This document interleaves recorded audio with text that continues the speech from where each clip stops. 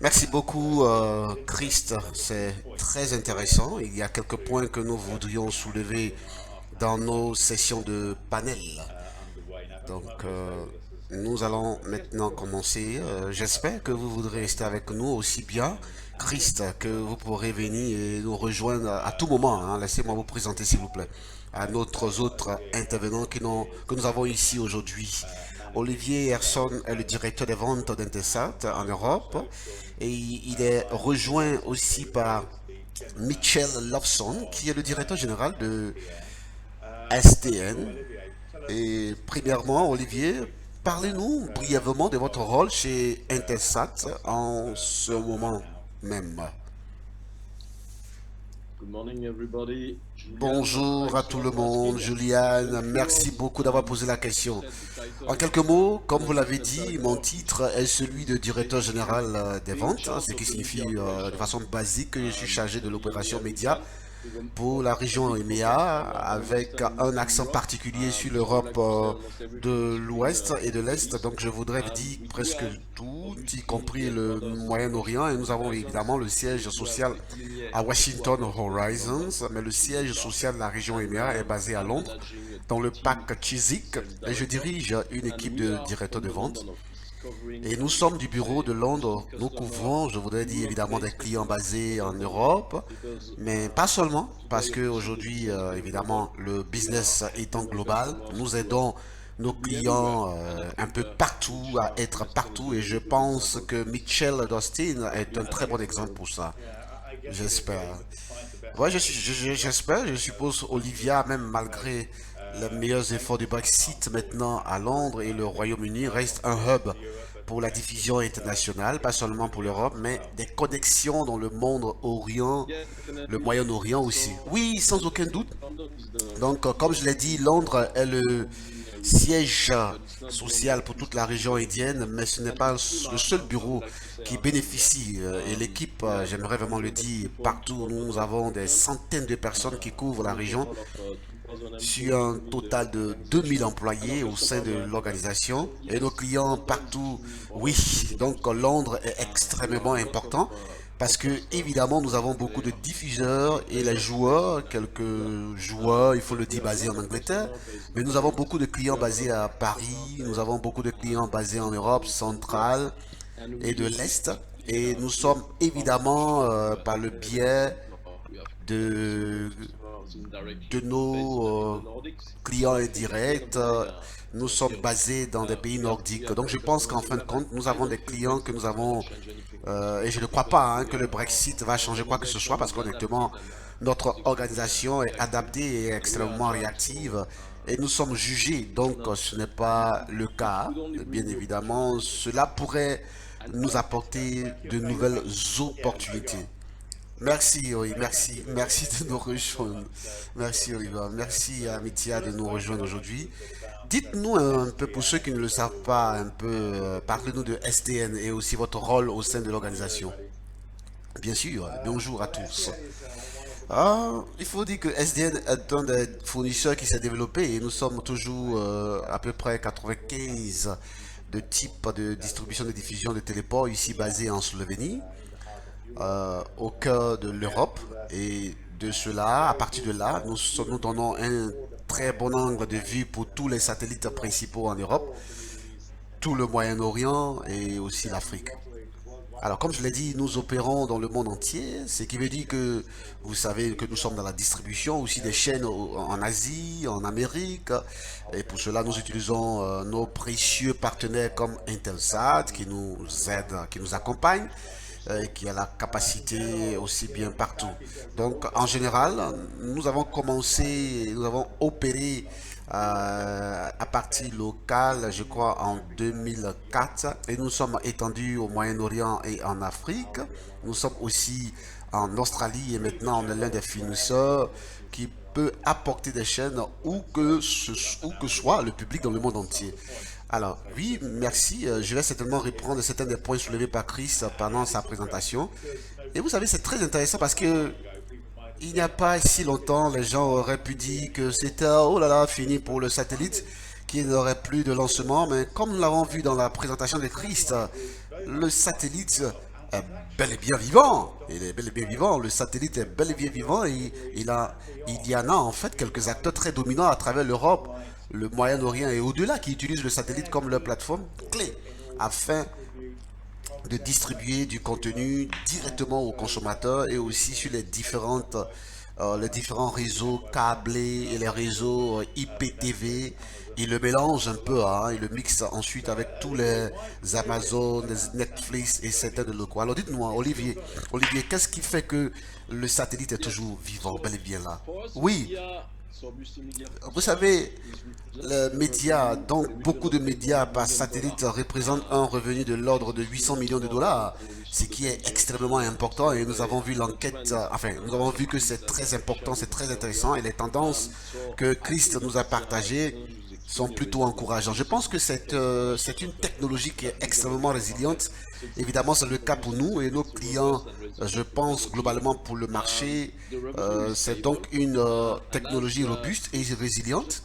Le revenu est stable et comme Chris vient de l'expliquer, je pense que le satellite et particulièrement le satellite DTH se diversifie, ce qui est extrêmement important. Il y a un changement de paradigme dans les applications que nos clients directs et les consommateurs finaux recherchent. Et évidemment, le 4K est un très bon exemple et je crois qu'il y a une tendance et quelques acteurs basés en Europe centrale et de l'Est qui ont des offres énormes, un portefeuille énorme de contenu, ce qui est formidable. Nous sommes l'un des pionniers en ce qui concerne le type de contenu à rendre disponible.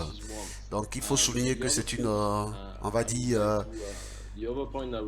ce que j'aimerais aussi partager avec vous, c'est qu'il y a une complexité dans un environnement hybride, mais aujourd'hui l'écosystème est un mélange de différents types de technologies et de différents acteurs de la télévision payante qui utilisent différents types de technologies. Donc en fin de compte, probablement, pour le client final, le téléspectateur, ce n'est pas extrêmement important la manière dont il obtient le contenu, ou alors d'où il vient, mais ce à quoi il a effectivement accès. Et je pense que c'est un point juste, encore une fois de plus, répété que le DTH se diversifie de nos jours. Oui, c'est très intéressant, hein. Une des choses qui m'a frappé est la façon dont les nouvelles chaînes Ultra HD sont donc lancées. Mais en fait, il y en a relativement peu en ce moment. Mais ce que nous voyons, c'est que de nouvelles chaînes HD sont ajoutées sur de nombreux marchés. De la même façon que si vous revenez en arrière, je ne sais pas, je crois 10 ans ou 12 ans, il y a un scénario où la HD a été lancée. Il n'y avait pas beaucoup de chaînes. Mais en fait, à cette époque, les chaînes en définition standard étaient toujours en croissance. Donc, d'une manière détournée, nous avons assisté à une petite répétition de l'histoire, du moins en partie, hein, je crois. Oui, oui, c'est vrai. Et je pense que nous sommes en 2020, évidemment. Et je pense qu'aujourd'hui encore, si vous regardez la bibliothèque de vidéos à la demande disponible, quel que soit l'acteur ou quel que soit le joueur, hein, quelle que soit la base de la technologie, vous avez toujours un bon pourcentage de programmes SD et de programmes disponibles uniquement en SD. Donc c'est un autre problème. Et évidemment, le HD se développe grâce à Dieu et j'aimerais dire que c'est quelque chose que nous recherchons depuis un certain temps hein, maintenant. Et alors, donc, il y a une feuille de route de SD vers, ou une transition du SD vers le HD, mais il y a encore une migration et une mise à jour à faire du SD vers le HD. Et évidemment, la prochaine étape, où nous disons, l'étape parallèle est le 4K. Donc, parfois, vous remarquerez que vous avez des chaînes. La première étape naturelle sera donc le SD vers le HD, c'est parfaitement logique, mais dans d'autres cas, vous aurez des gens qui vont directement vers le 4K. Et comme Chris l'a partagé avec nous, nous avons sur notre site web qui sont en cours, quelques applications qui sont en cours de développement. Et je crois que nous allons avoir une révolution de bons exemples et je pense que nous avons une mission avec nos partenaires.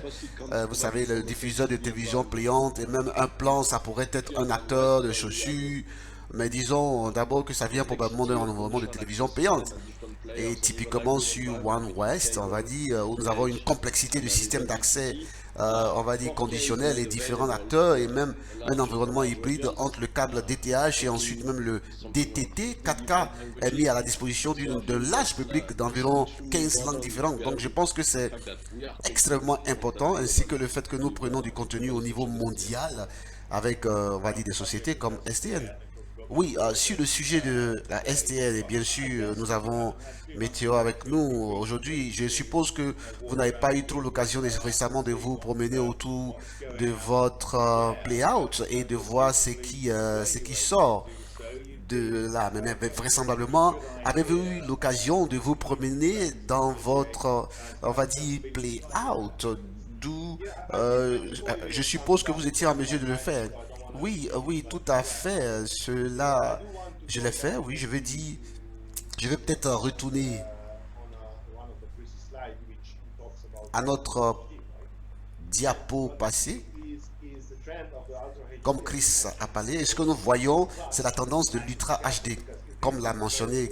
Mais nous devons faire très attention parce que ça, c'est très important. Nous devons être prudents parce que c'est très important pour les opérateurs de satellites, même pour les services, les fournisseurs de services, les fournisseurs de téléport, comme nous, pas tellement, parce que la plupart des l'UHD que nous voyons apparaissent, qui vont apparaître, sont sur des plateformes de télévision par satellite. Nous opérons en clair.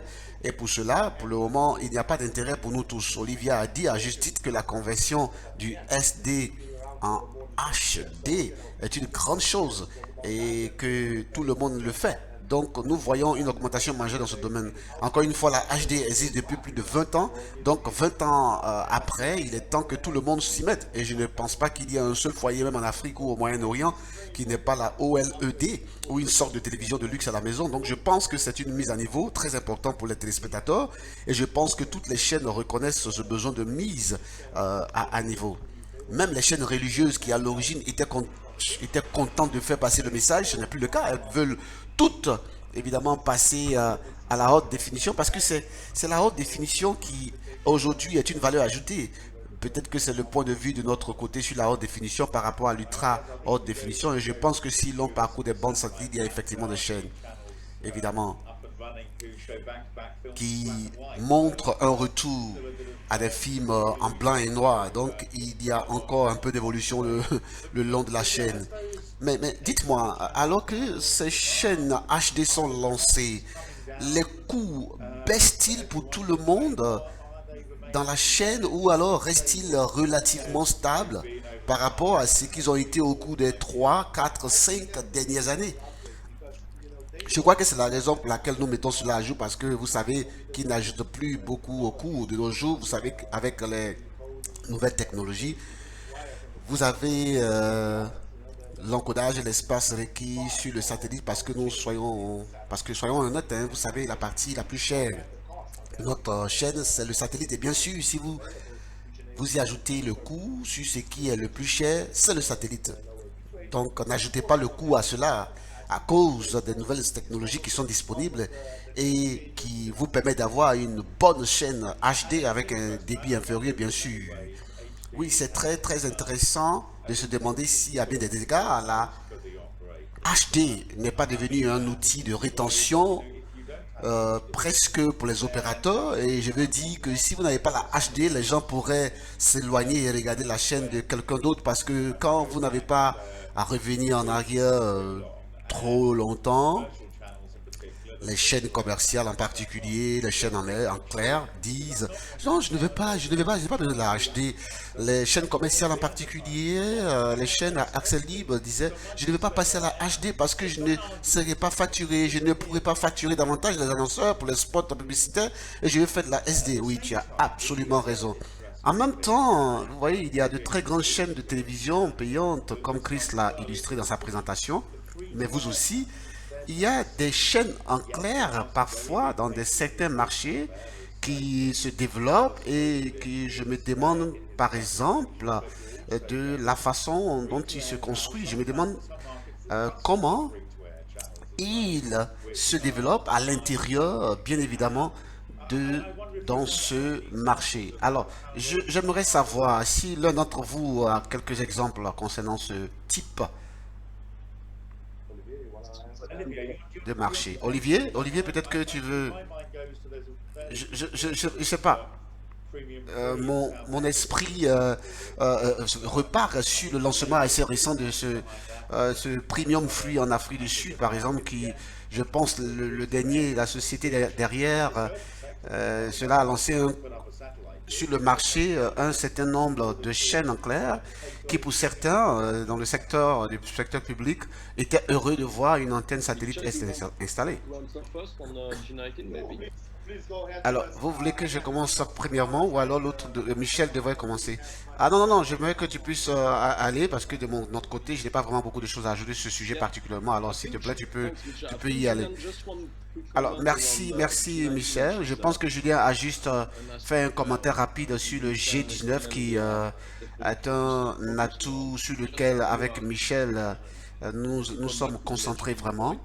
Et si nous revenons rapidement sur le point de l'HDU, qui est extrêmement important, nous avons quelque chose comme 400 chaînes de télévision sur la G19 qui couvrent les États-Unis avec près de 30 langues disponibles, bien évidemment, la diaspora, l'arabe, le farsi, ainsi de suite. Vous savez, les farsis, et ainsi de suite. Je pense que c'est un tiers des arabophones qui vivent aux États-Unis qui regarde près de 300 chaînes et qui représente 15, bien évidemment, qui n'est pas normal, mais il y a encore d'énormes espaces à développer. Je pense que c'est quelque chose que Michel pourrait effectivement commenter. Et selon son point de vue, Juliane, ce qui se passe ailleurs en Afrique, sans mentionner dans près de 20 cas est spécifique. C'est extrêmement intéressant parce que c'est OK, c'est définitivement une plateforme, tout comme la génération est une opportunité de différents acteurs. Et nous allons discuter certainement dans notre session où il y a effectivement un premium free-to-air qui est une plateforme qui est disponible et que c'est très intéressant de pouvoir soutenir en termes d'initiative. Et dans ce cas d'espèce, oui, nous pourrons commencer directement ce que nous pouvons et probablement et peut-être probablement voir ce que nous pourrons sur quoi nous pourrons discuter.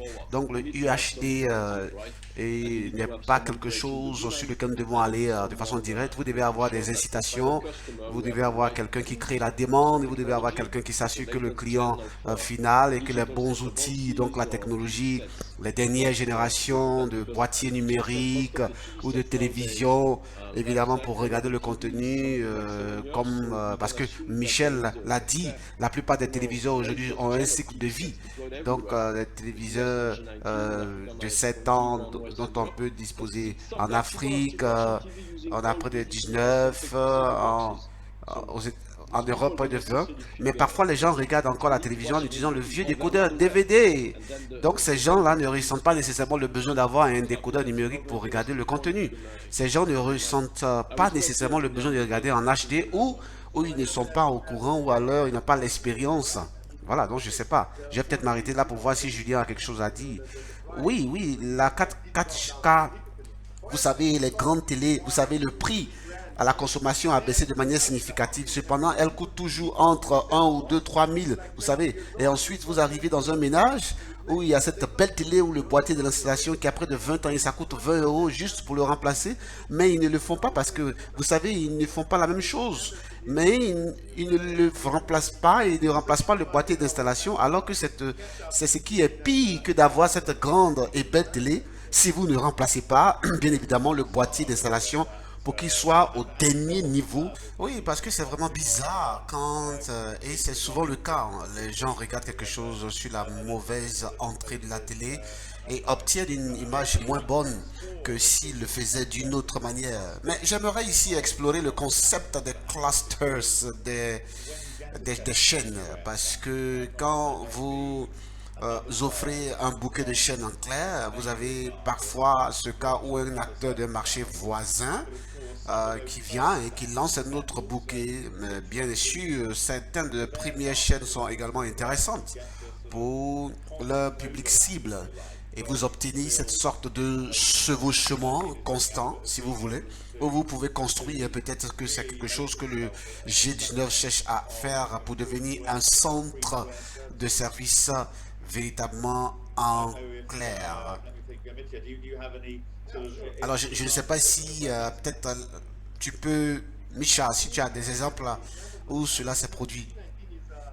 Oui, je n'ai pas d'exemple concret où ça s'est produit parce que le G19 est très fort. C'est comme une forteresse, vous savez. Le satellite pour le marché de la télévision en clair pour les gens qui ne sont pas américains et qui se déplacent en Amérique. Vous savez, je ne pense pas que beaucoup de satellites ont essayé, je ne sais pas combien de fois, d'avoir la part du gâteau, pardon, mais ils n'ont jamais eu beaucoup de succès. Et le G19, depuis toutes ces années, essentiellement depuis le début, depuis ces 15 années dernières, il est resté en position de force. Donc les chaînes, quand elles veulent aller en dehors de l'Amérique, sont principalement des chaînes de Moyen-Orient, des chaînes africaines, des chaînes asiatiques. Et comme je l'ai dit, il y a plus de 30 langues différentes qui sont représentées ici. Donc toutes ces grandes communautés qui ont déménagé aux États-Unis et au Canada et qui veulent regarder leur propre programme. Et vous savez, le G19 est toujours, vous savez, quand vous posez la question, nous voulons être aux États-Unis pour notre diaspora. Il n'y a aucun doute dans leur esprit, même s'ils ne savent rien des satellites. Ils savent qu'ils veulent aller sur le G19 et je pense que c'est pour ces personnes-là. C'est relativement rentable. Oui, pour ces personnes-là, c'est relativement rentable parce qu'ils ont le contenu, qu'ils ont les moyens de le diffuser. Bon, voilà, donc ils ont des programmes et ils doivent échanger quelques émissions parce qu'ils n'ont pas le droit pour un marché particulier. Mais de façon ostensible, ils passent juste un coup de fil pour louer la capacité et ils sont ensuite capables d'obtenir un bon flux de revenus sur un marché particulier en rejoignant ce groupe de chaînes similaires. Absolument, absolument. Nous avons vu ces dernières années une certaine tendance. Cependant, bien que le satellite reste le moyen le plus important pour la distribution à aux personnes en Amérique du Nord, la plupart de ces chaînes aujourd'hui préfèrent opter pour la solution hybride, ce qui veut dire qu'elles doivent être sur le satellite, mais à côté de cela, elles veulent être sur une sorte de plateforme de streaming aussi. Donc on voit une grande demande et une grande augmentation de la demande pour cette solution hybride. Et par hybride, on entend un service satellite régulier et une sorte de service de rattrapage délivré par Internet en parallèle, je suppose. Oui, oui, c'est vrai, c'est vrai. Alors, Olivier, c'est vraiment intéressant parce que c'est l'un des groupes linguistiques en particulier. Ça semble être l'un des rares domaines où l'opérateur de satellite est aussi le programmateur jusqu'à un certain point. L'opérateur de la plateforme, jusqu'à un certain point, est capable de s'assurer que toutes ces chaînes similaires sont disponibles en clair pour ce groupe linguistique particulier ou ce groupe d'intérêt. Oui, c'est le cas. Nous avons discuté du G19, juste pour vous donner un exemple concret. Pour répondre à votre question, Juliane, rappelez-vous que nous avons dit qu'il y a près de 30 langues sur le G19, où les gens qui regardent le G19 parlent 30 langues différentes sur un seul site. Donc, les actifs sont dédiés à l'Europe centrale et orientale. Ils parlent plus de 15 langues, et 20. Donc, il y a beaucoup de personnes qui regardent, qui profitent de ces choses, qui regardent les satellites. Et évidemment, la diaspora est très importante, les techniques sont très importantes, donc la langue est extrêmement importante. Mais pas seulement la langue, il y a le genre de contenu que vous recherchez. Et c'est l'une des raisons pour lesquelles nous avons décidé il y a quelques années d'avoir un outil, on va dire, dédié. Euh, un outil qui s'appelle EPG, qui veut dire Electronic Program Guide, donc un guide de programme électronique. Donc l'idée est de faire en sorte que le consommateur, les gens qui regardent peut-être le G19 ou le 20 en Afrique ou en Europe de l'Est ou du centre-ouest ou peut-être dans la région Pacifique, vous savez, le consommateur est au courant de ce qui est disponible en ce moment. C'est ce qu'on appelle le ici et maintenant et le prochain. Je sais, et la plupart du temps, ça passe par la grille d'une chaîne de télévision. Donc il faut s'assurer que cela est disponible, ce qui est disponible en ce moment et qui évidemment ce qui sera disponible pour les 7 prochains jours, potentiellement dans les 14 jours. Mais ce que nous faisons, c'est qu'on s'assure d'abord qu'ils savent comment recevoir correctement les chaînes de télévision. Bien évidemment, ce qui paraît évident, mais parfois ça ne l'est pas. Alors quel genre de chaîne de télévision reste évidemment disponible? Ce qui peut sembler évident, mais parfois ce ne l'est pas. Donc quel type d'équipement est nécessaire, quelle antenne parabolique, quel genre de téléviseur utilisez-vous, etc. Et puis effectivement, une fois qu'ils captent les plateformes satellites, ils regardent ce qu'ils recherchent en termes de langue, par exemple les arabophones, sujet 19 ou les farces, etc. Et puis le genre, alors ils auront effectivement accès. On va s'assurer qu'ils ont accès au web, ce qui est disponible. Donc, cet outil de EPG, la Mac, c'est la vidéo maintenant et c'est une interface d'utilisateur qui est extrêmement intéressante. Et pour être plus direct, nous voulons nous assurer que les personnes sont vraiment au courant de ce qui est disponible et qu'ils ont accès à la vidéo. C'est une expérience intéressante, oui, bien évidemment, c'est une expérience très intéressante parce que c'est évidemment le besoin du client, du consommateur qui regarde à la maison. A-t-il besoin d'un box particulier pour avoir l'EPG ou une collection, peut-être d'une variété de différents fabricants ou quelque chose qui serait disponible sur n'importe quel box? Julien, c'est une question très intéressante. Alors, ce que nous faisons, nous regardons vice-versa. Nous regardons en ce moment, nous travaillons en ce moment à G90-19 d'abord, et puis plus tard, nous allons rendre disponible pour les autres satellites, comme je l'ai dit, pour répondre à ta question. Tant qu'ils ont tous les téléviseurs avec un tuner DVDS, donc satellite intégré dans la télévision, où ils utilisent un boîtier d'installation avec un tuner DVD intégré, j'aurais pu dire que c'est suffisant. Il n'est pas nécessaire d'avoir un système d'accès conditionnel intégré. Si c'est un boîtier d'installation pour, n'est-ce pas, tout ceci, pour les décodeurs, ça ira. C'est la raison pour laquelle le téléviseur est simple, parce qu'il n'est pas nécessaire d'avoir des modules d'accès conditionnel à brancher. Mais s'ils veulent regarder des chaînes de télévision en HD, ils doivent s'assurer et être conscients qu'ils n'utilisent pas une génération récente, c'est-à-dire ce qui a été produit au cours des 10 à 15 dernières années par les fabricants de téléviseurs. S'ils utilisent encore un vieux boîtier central VBS MPEG2 à définition standard, ils verront les chaînes en HD2. Ils verront les chaînes de télévision en HD, mais ils n'en profiteront pas évidemment. Mais je voudrais dire que dans 100% des cas, les gens verront la chaîne de télévision. Il n'a pas de limitation, ils la verront, mais ils verront cela à HDN. Et c'est très intéressant que nous avons entendu d'Olivier et Michel au cours de la dernière demi-heure, parce qu'ils suggèrent que la satellite ou les satellites se déplacent assez bien et qu'ils progressent assez rapidement. Bien évidemment, nous savons tous que qu'Amazon et Netflix et leurs équivalents régionaux se développent également. Mais cela ne veut pas dire qu'ils ne peuvent pas nécessairement laisser le satellite, on va dire, de côté, ou alors à part la télévision en direct. Oui, oui, je suis totalement d'accord avec toi. Donc, si je veux reprendre la conversation, nous avons quelques chiffres au niveau des chaînes HD.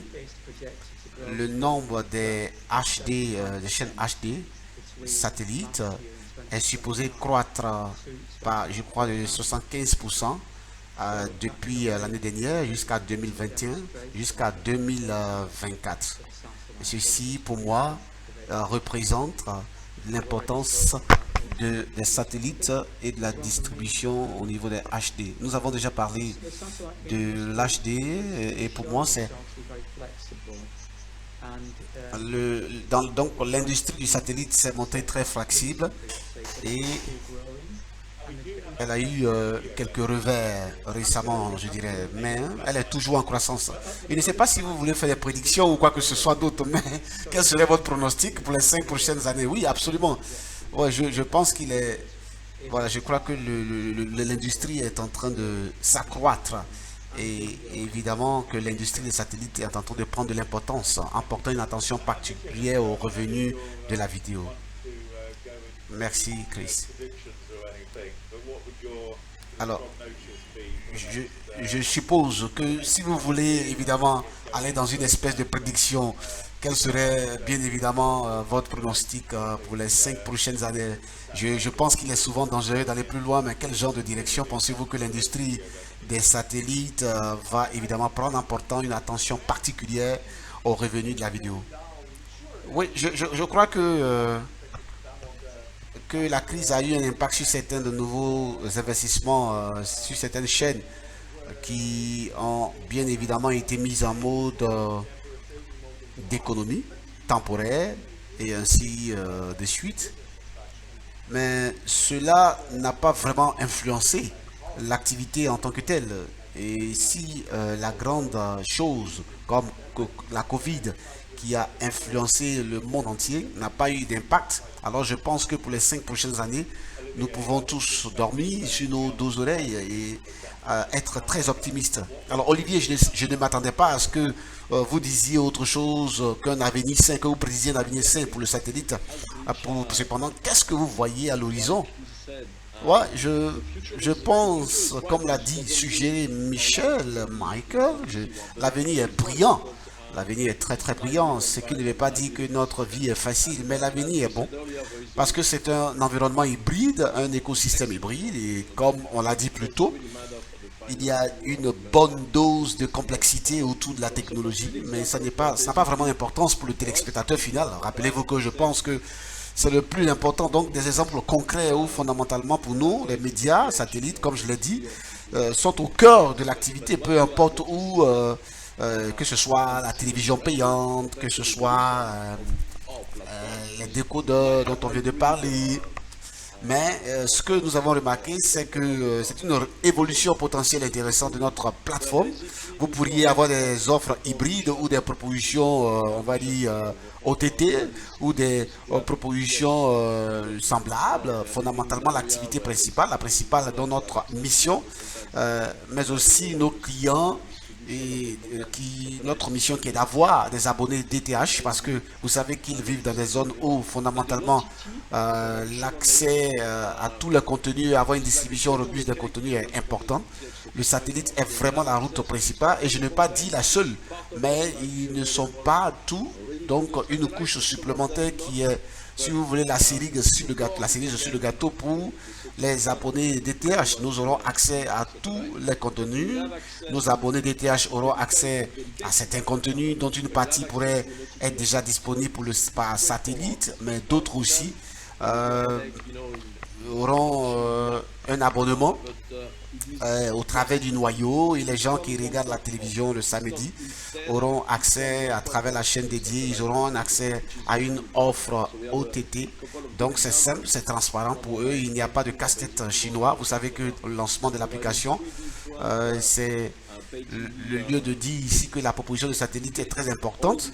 Nous avons 2 ou 3 bons exemples, dont l'un est celui de 19 ans où le satellite était en train d'être lancé et qui permettait de adresser des besoins spécifiques aux diaspora et avoir accès à une proposition OTT qui inclut évidemment ce qu'ils payent par mois. Et ça, c'est un exemple extrêmement intéressant.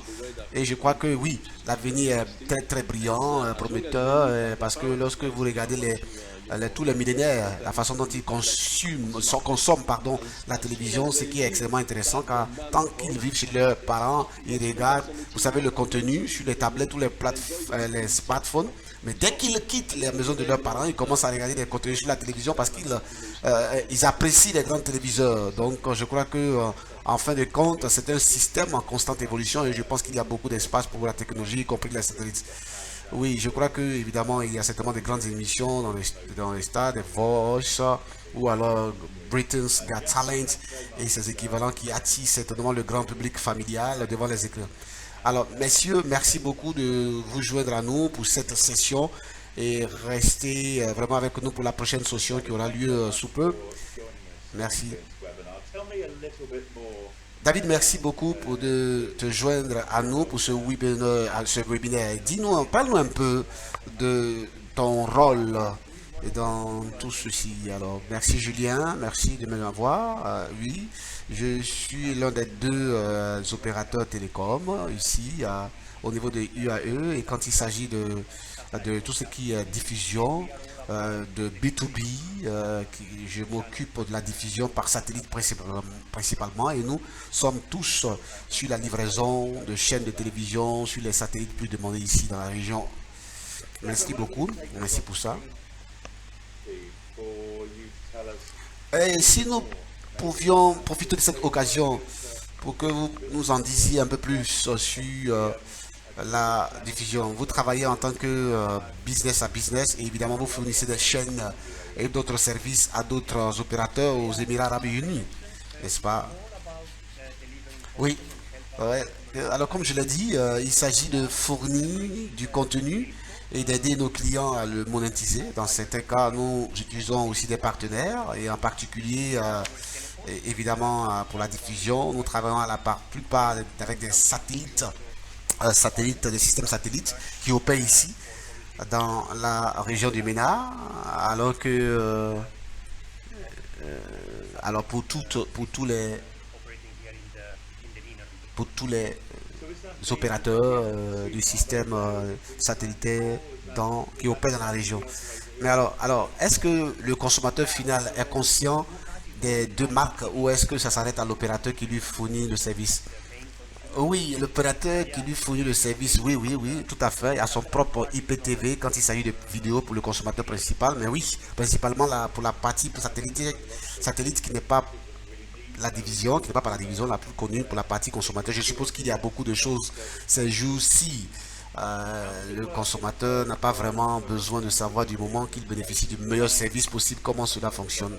Alors, comment cela fonctionne, pardon, en termes de distribution de chaînes, auquel cas vous vous appuyez certainement sur une méthode très traditionnelle qui consiste à récupérer pardon, les différents paquets de satellites ou les différents offres de satellites et les chaînes que les différents fournisseurs de contenu proposent, puis à les distribuer soit à votre propre service de télévision sur IP, soit à une tierce partie. Nous avons évidemment des plateformes DTH qui opèrent sur les quartiers les plus demandés par nos clients qui additionnent des chaînes et nous pouvons offrir une pléthore de services. Nous pouvons acquérir des chaînes de différentes manières. Nous pouvons fournir n'est-ce pas, un play-out et particulièrement les chaînes arabes et finalement nous pouvons faire de la liaison évidemment et puis mettre tous ensemble dans tout le bouquet que nous offrons avec Intelsat. Alors donc je suppose qu'avec Intelsat et que quelques opérateurs aussi vous faites quelque chose comme acheter un transpondeur et puis un demi-transpondeur et le remplir avec autant de chaînes de gens particuliers que vous pouvez. C'est absolument ça. C'est tout à fait exact. C'est comme ça que nous travaillons avec Intelsat et en ce moment et nous avons des clients très fidèles qui travaillent pour nous depuis plus de 7 ans maintenant sur ce bouquet sans aucune, on va dire, plainte jusqu'à présent. Alors David, qu'est-ce qui est le plus facile pour vous maintenant que, je sais pas, est-ce que vous préférez faire une collection basée sur les langues ou est-ce que vous le faites peut-être sur une base de gens particuliers par exemple? Est-ce que est-ce qu'il y a, je suppose qu'il y a toujours un peu de mélange et de chevauchement entre ces deux choses-là. Nous essayons toujours d'avoir sur le bouquet à la maison qui a du sens du point de vue général, mais aussi d'un point de vue de l'environnement, hein. Surtout, nous voulons des chaînes qui ont beaucoup d'attractions et qui attirent d'autres chaînes. Donc des chaînes qui veulent être ensemble avec certaines chaînes qui sont très populaires. Donc faire un mix, un mélange des deux dans une certaine zone dont nous essayons de répondre autant que faire se peut à cette demande et d'avoir un bouquet, on va dire, solide et significatif pour nos utilisateurs finaux. Oui, je suppose que c'est la même chose, que ça a toujours été vraiment le cas. Ça peut être une chaîne de divertissement.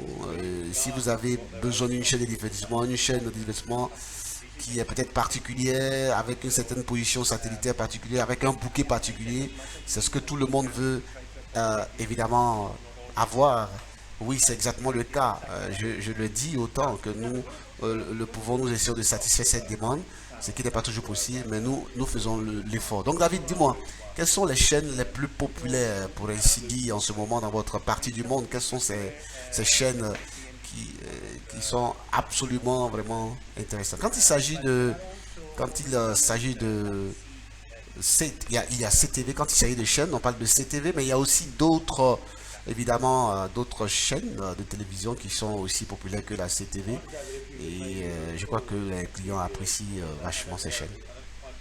Alors je me demande, David, si tu pourrais peut-être te projeter dans quelques années pour nous. Je ne suis pas trop certain de savoir jusqu'où nous devons aller. Alors comment est-ce que vous allez dire, comment vous allez, on va dire, prédit sur le marché, comment vous voyez le marché des Émirats Arabes Unis et le marché international des satellites qui se développent? Quels sont les changements auxquels on pourrait anticiper? C'est une question très intéressante. Je pense que nous sommes au milieu de cette transition qui ne semble jamais se consolider en quelque chose.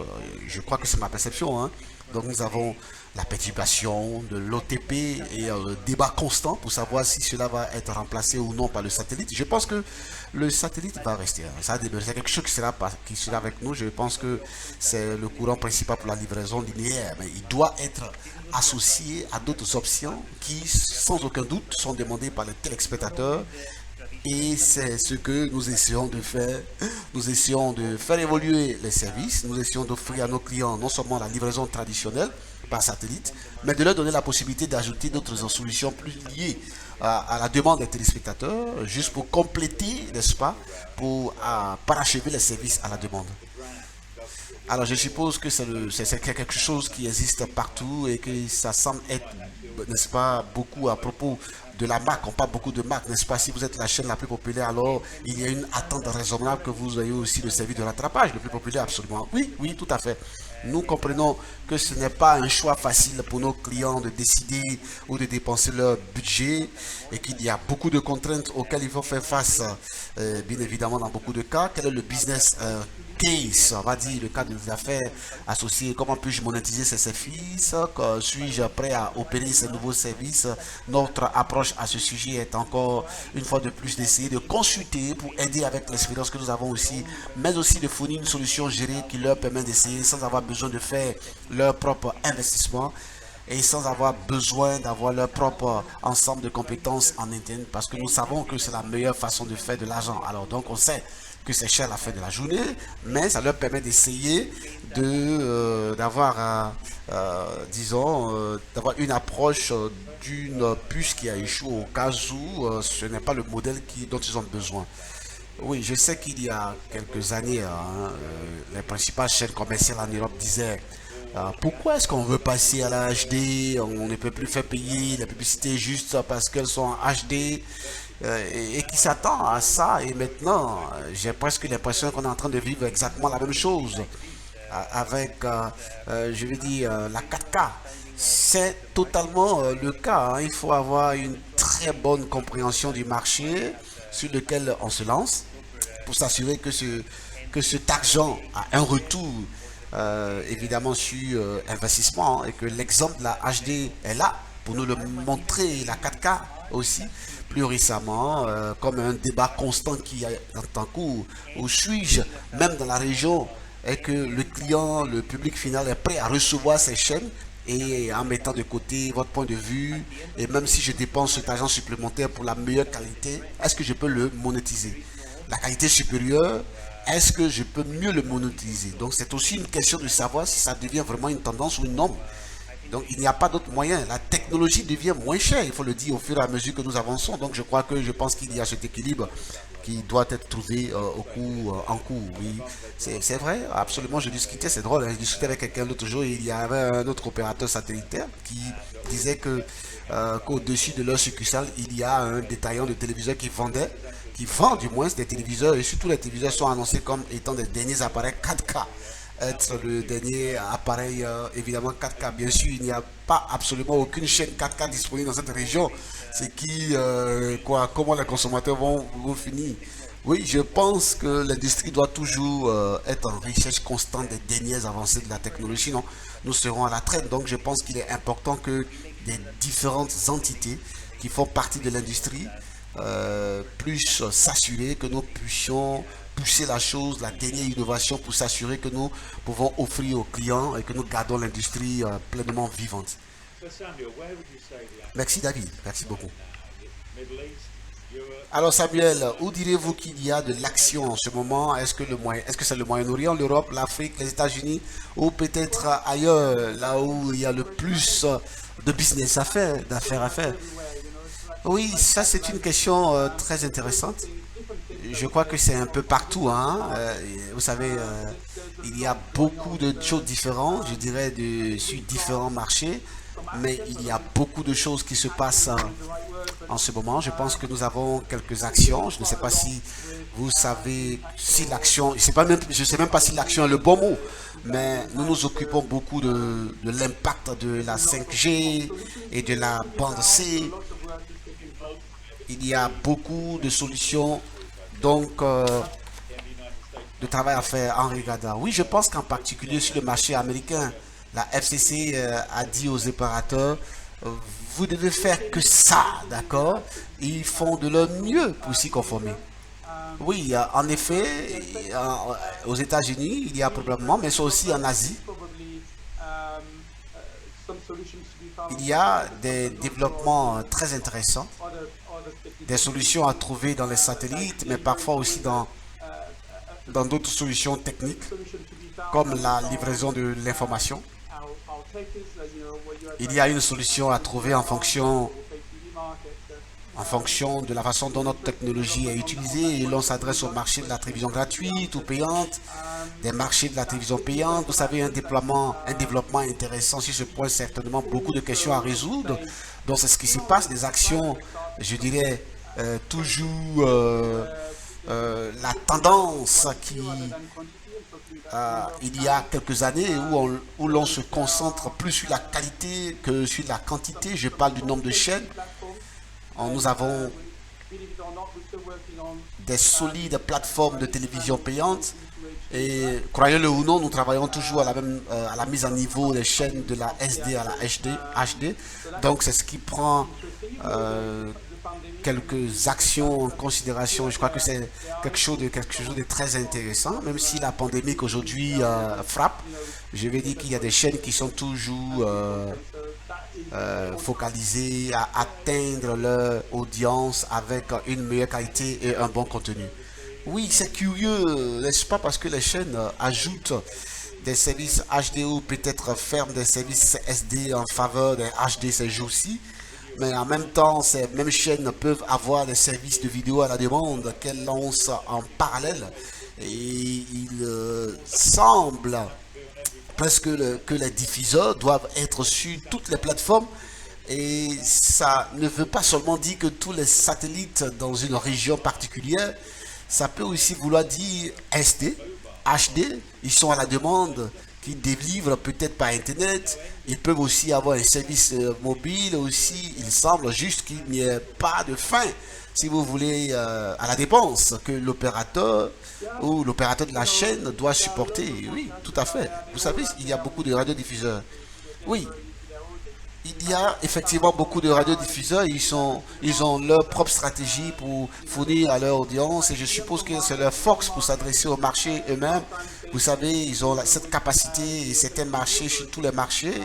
Quelquefois, ils vont collaborer avec des opérateurs de télévision payante. Donc, ils utilisent différentes stratégies qui,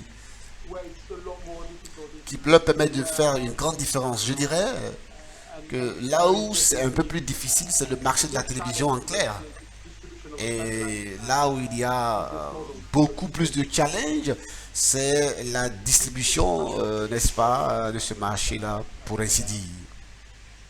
Est-ce que vous pensez qu'il s'agit autant aujourd'hui de la valeur du coût des chaînes et du genre de service que les tâches globales peuvent fournir à quelqu'un, la capacité d'envoyer une chaîne à un satellite quelque part, mais en même temps être capable d'inverser ce contenu-là pour que l'opérateur puisse l'envoyer à un service mobile également. Oui, vous savez donc, c'est vrai qu'une fois que vous avez le contenu, particulièrement quand vous offrez des solutions de gestion de médias, vous savez, quand vous avez le contenu, vous pouvez offrir une large gamme de solutions différentes. Et c'est ce dont vous parlez ici, c'est de distribuer efficacement sur plusieurs plateformes. Et oui, tout à fait, encore une fois, nous revenons à quelle est la stratégie pour le canal. Et je dirais particulièrement que quand ils ont une stratégie de distribution internationale, alors vous fournirez probablement la meilleure solution pour le marché qu'ils veulent, n'est-ce pas, toucher. Oui, c'est effectivement le problème, n'est-ce pas, si vous voulez adresser ou alors toucher à plusieurs marchés, ça peut être légèrement différent d'un pays à un autre. Dans des pays voisins, parfois, quant à ce qui est requis pour atteindre, n'est-ce pas, votre audience dans un marché, ça peut être le satellite, on peut dire free to air, pas à côté, n'est-ce pas? Vous pouvez aller sur le satellite pour atteindre le câble opérateur qui l'amène au consommateur. Oui, il y a tellement de variétés, oui. Comme vous le savez, hein, comme tu le sais, hein, tu parles de ce que tu sais d'ailleurs, mais il y a aussi des pays où certains contenus ne sont pas autorisés, donc tu dois cacher la cigarette, ou tu sais quoi. Euh, c'est- il est vraiment important, il faut le dire, de pouvoir offrir toutes ces solutions que je compléterai.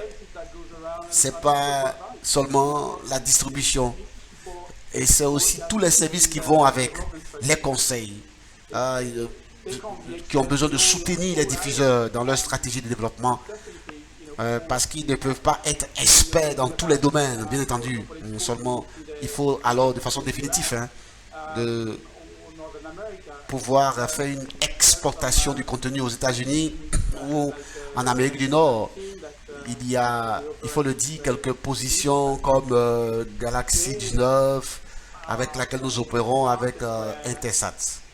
Ils sont un marché où nous exportons à partir du Moyen-Orient jusqu'en Europe, de l'Est de l'Asie. Et les diffuseurs ne veulent pas. Ils veulent être dans le marché américain parce que c'est presque un must, c'est presque un devoir, mais ils ne savent pas comment y arriver pour pouvoir opérer, par exemple, dans un environnement free-to-air ou alors comment traiter avec les opérateurs de câble. Donc, il y a beaucoup de travail qui est fait pour soutenir les diffuseurs et c'est très important, bien évidemment, d'avoir un partenaire comme Intelsat pour s'assurer que nous créons les meilleures valeurs pour ces diffuseurs en ciblant le marché nord-américain. Alors, je me demande si vous connaissez la prochaine phase. Je vais, je me demande si la prochaine phase du numérique, est-ce qu'on ne pourrait pas utiliser pour faire un meilleur ciblage, même si ça peut être basé sur l'Internet, également sur le satellite, en le rendant plus spécifique à un pays ou à une langue. Il me semble que même maintenant, il y a de nouvelles opportunités à exploiter, que ce soit en utilisant le G19 pour aller aux États-Unis, ou alors conditionner, faire un package au niveau des chaînes spécifiques avec une langue de sorte que d'une telle façon ou d'une autre voie. Oui, bien évidemment, il y a des valeurs à avoir un bon voisinage. Vous savez, plusieurs chaînes dans le même package, avec la même langue, ce qui crée de la valeur. Parce que ça devient la position à laquelle il faut regarder par rapport au public qui regarde au contenu. Il pourrait trouver un contenu similaire ou le même contenu avec un opérateur de câble, mais il pourrait aussi avoir différentes plateformes pour, n'est-ce pas, avoir différents choix. C'est comme quand vous voulez vous marier, vous partez dans un magasin avec de la bijouterie, vous avez différents bijoux et pour pouvoir avoir la meilleure offre qui vous sied. Donc c'est la même position que nous avons par rapport à nos diffuseurs et par rapport à notre contenu et nos clients. Alors donc regardant de l'avant, que penses-tu que nous devons, où nous devons aller? Hein, je sais que c'est toujours délicat avec ces choses-là, 3, 5 ans dans le futur, quant à l'état du marché du satellite. Nous savons qu'il y a peut-être un point d'interrogation, peut-être sur les revenus de la vidéo, mais en fait, quand on y réfléchit, il semble certainement de tenir le coup. Et il y a tellement plus d'opportunités pour le satellite avec, comme vous le savez, vous l'avez mentionné plus tôt, les services haute définition et évidemment les services ultra HD. Bien qu'en ce moment, ils ne soient pas vraiment qu'à l'extrémité de haut comme. Je crois que dans 3 à 5 ans, c'est probablement un bon moment sur lequel il faut capitaliser par rapport au marché qui seront encore performants pour les satellites. Nous avons vu déjà des, des engagements à long terme dans différents domaines d'un satellite. Le coût du satellite est étonnamment bon marché si l'on considère le nombre de foyers ou le nombre d'affiliés, quelle que soit la formule utilisée. C'est tellement intéressant, c'est un bon moyen, vraiment, il faut le dire, robuste et bien évidemment par conséquent un bon marché pour pouvoir atteindre votre audience. Donc le satellite en tant que moyen, même il est menacé par certaines solutions de diffusion par IP, je pense que c'est toujours une bonne carte à jouer. Mais ce qui ferait la différence entre un succès et un échec, c'est la valeur qu'on peut ajouter à tout ça. Vous parliez des standards, c'est SD, c'est HD, c'est UHD. Je n'ai pas encore signé de contrat UHD, du moins sur le satellite. Mais ce sont des choses que l'on voit sur on va dire sur le front des playoffs. Par exemple, le contenu est en train d'être produit, est en train d'être préparé, donc avec un peu de chance, le HD sera la norme et l'UHD sera la norme et probablement sera de plus en plus utilisé ou alors de façon occasionnelle à côté, n'est-ce pas, de tout business qui est très très important. Oui, je dirais donc que c'est jouer avec la disponibilité de la capacité que vous savez dans ce contexte pour la 5G et les interférences sur, par exemple, les C-bandes, par exemple. Donc, pour moi, c'est ce qui nous attend, c'est probablement beaucoup de, on va dire, gestion de priorité. Vous savez, quel contenu, quelle solution, pour quel contexte. Donc, il y a probablement beaucoup de ces aspects-là à gérer. Alors, ok, vous devez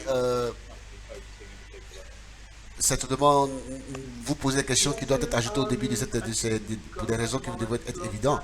Non, alors oui, à ce moment-là, il faut dire que il y a beaucoup de... En ce moment, au niveau de Globecast, par rapport à la question que tu as posée, on réfléchit beaucoup à ce qui s'est passé avec la pandémie, probablement. Beaucoup de gens nous connaissent comme une entreprise de satellite, pour ainsi dire, mais c'est quelque chose qu'on a vraiment fait évoluer et on réfléchit beaucoup à ce qui se passe. Donc, par exemple, la distance. Vous savez, c'est un mot qui est en train de devenir normal dans la situation actuelle. Donc, il y a beaucoup de réflexions autour de ce qu'on peut faire à distance, comment on peut distribuer, vous savez, en toute sécurité le contenu. On pense à, bien évidemment,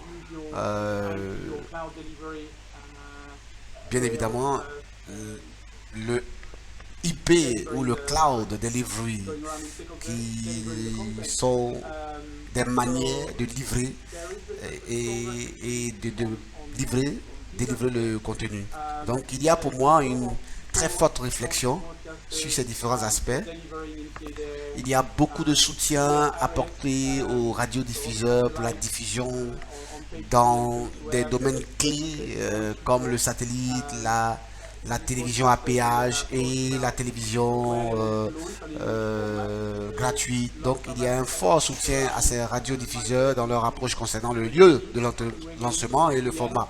L'HD, comme nous le voyons, qui est aussi quelques nouveaux radiodiffuseurs qui veulent lancer de nouveaux secteurs et ils vont le faire avec un format HD. Et nous voyons aussi certains soutiens de nouveaux secteurs, des radiodiffuseurs qui veulent s'aventurer dans des nouveaux secteurs comme les formats HD. C'est vrai que les décisions sont lentes parce que les investissements ne sont pas faits rapidement et les radiodiffuseurs recherchent vraiment de la valeur pour leur argent. Donc c'est là où nous aidons la gestion des médias, qui est aussi un autre domaine dans lequel nous investissons beaucoup. Nous sommes passés du cloud à des solutions virtuelles. Donc, vous savez, l'usine, hein, pour ainsi dire, a été modernisée pour être beaucoup plus flexible. Il fallait donc, je crois, 4 mois, probablement 5 ans pour lancer une chaîne. Mais aujourd'hui, nous avons été capables de lancer une certaine chaîne pendant le week-end. Vous savez, donc vous bénéficiez donc d'une flexibilité incroyable maintenant avec la virtualisation, la technologie du cloud. Donc il y a donc des domaines de développement très intéressants pour nous et il s'agit bien évidemment de créer de la valeur pour les diffuseurs. Merci donc d'avoir participé à cette session d'aujourd'hui. Merci beaucoup Samuel. Merci directeur général au Royaume-Uni de Globecast et aussi je te remercie également Monsieur Lutzon qui est le directeur général de STM. À mon collègue Christ Chado de Broadband TV News et bien entendu Olivier Hexon de Intersat qui est directeur des ventes. Merci à vous tous de vous être joints à nous. Merci à Broadband TV News et à tous nos intervenants pour cette grande session qui a été très interactive et sans aucun doute suscité des réflexions intéressantes au sein de notre audience. Nous allons maintenant faire une pause de 5 minutes avant de passer à la deuxième session qui sera focalisée sur la région de l'Afrique.